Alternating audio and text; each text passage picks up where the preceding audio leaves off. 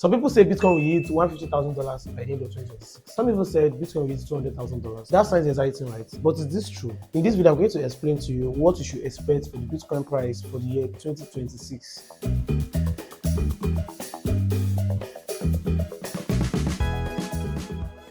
One of the things about predicting the Bitcoin price is that everybody can follow patterns, but at the end of the day, we are all still playing a guessing game. So this video, this is a disclaimer that this is not a financial advice, and you should make sure that you do your due diligence before you invest in crypto and Ethereum. So when it comes to Bitcoin, there are two major things that we check before we can decide what could be the estimated price or prediction price for Bitcoin for the end of 2026. The first thing we check is we check the blockchain. What is the blockchain telling us? Second thing is we check the charts.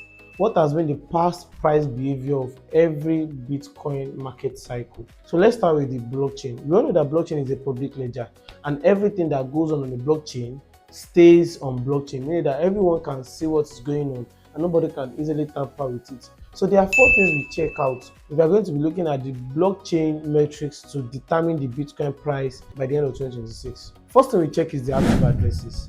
So active addresses means how many addresses on the Bitcoin blockchain are using and sending Bitcoin at the current time. Because when there are a lot of addresses using it, it shows that Bitcoin is healthy and there's a lot of interest in the market. If you are going to the Bitcoin blockchain, you want to check, there's always a graph that shows if the market active addresses is high or if it is low. So the more the active addresses that we have that is interacting with the Bitcoin blockchain, the better for the price of Bitcoin.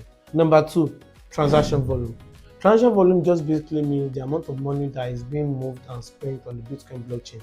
So if billions of dollars are moved daily on the Bitcoin blockchain, or even trillions, it means that there's a lot of interest over the Bitcoin network. Now, one of the things about this thing is that usually in the bear market that we have currently now, the market transaction volume is usually lower because people lose interest in investing and holding Bitcoin for the long term. But one thing that comes with crypto markets is that there is always a shift in sentiment. A good news could come today and people start transacting on the Bitcoin network again. The third thing I'll be sharing concerning the Bitcoin blockchain is the holding time.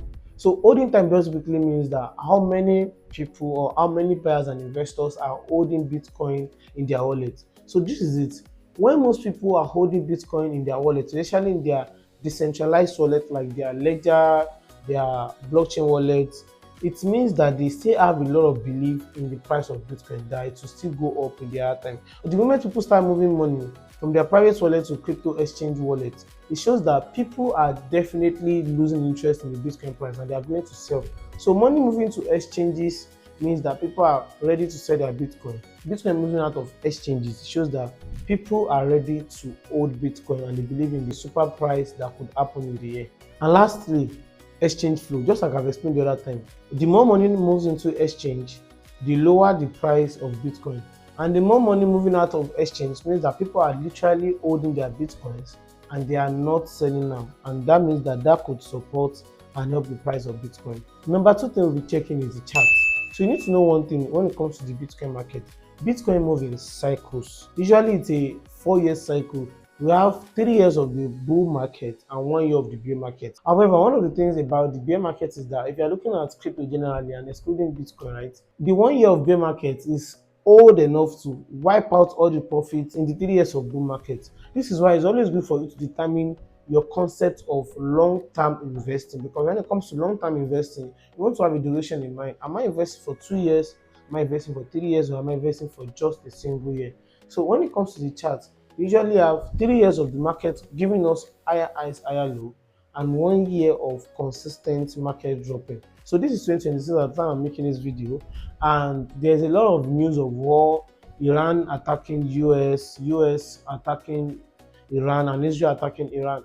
These particular news are bearish news, and these are news that affect the crypto market. In fact, these are news that breeds the market's bad sentiment. So we are going to be combining all these things together. My prediction for Bitcoin market for 2026 is, before I proceed, please make sure you are subscribed to this channel, because this is how you can get valuable content for you. So if you want valuable content, if you want true content, please subscribe to the channel and hit the bell button so that you can be notified when new videos come out. So my Bitcoin 2026 price prediction is Currently now, Bitcoin is at $68,000 and now I'm making this video, but I'm predicting Bitcoin to go back to $80,000 to $100,000 by the end of the year. Please, this is not a financial advice, and make sure you do your due diligence before you invest, and please subscribe to this channel. You are welcome. I'll see you in the next video.